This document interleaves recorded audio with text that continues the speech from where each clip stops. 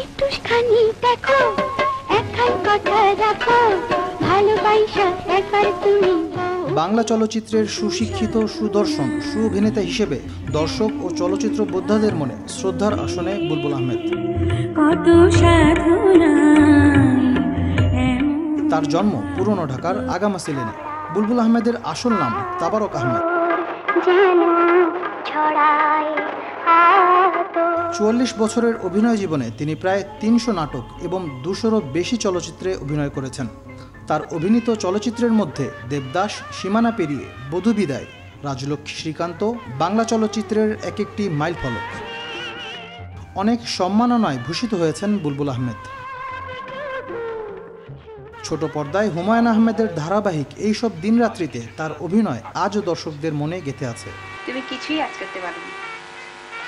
আচ্ছা নীলু, তুমি আমাকে এত নির্বোধ ভাবো কেন?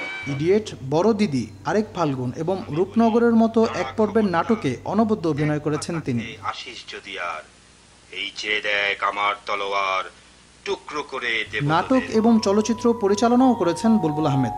অটুট বন্ধন নামে নিজের পরিচালনায় নাটকেও অভিনয় করেছেন তিনি। নাবিদ খান, আমি তোমার বাবা, আমাকে একটিবার বাবা বলে ডাকো। মহানায়ক চলচ্চিত্রে তার ভিন্ন মাত্রার অভিনয়ের কারণে চলচ্চিত্র সংশ্লিষ্ট অনেকে তাকে মহানায়ক ডাকেন।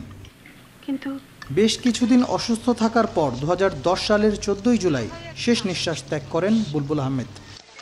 কিন্তু দর্শকদের মনে যে শ্রদ্ধা ও ভালোবাসার ঘর, সেখানে আজও একজন জীবন্ত বুলবুল আহমেদের বসবাস। মুস্তাকিম বিল্লাহ সাদ, বিলাভ টিভি, ঢাকা।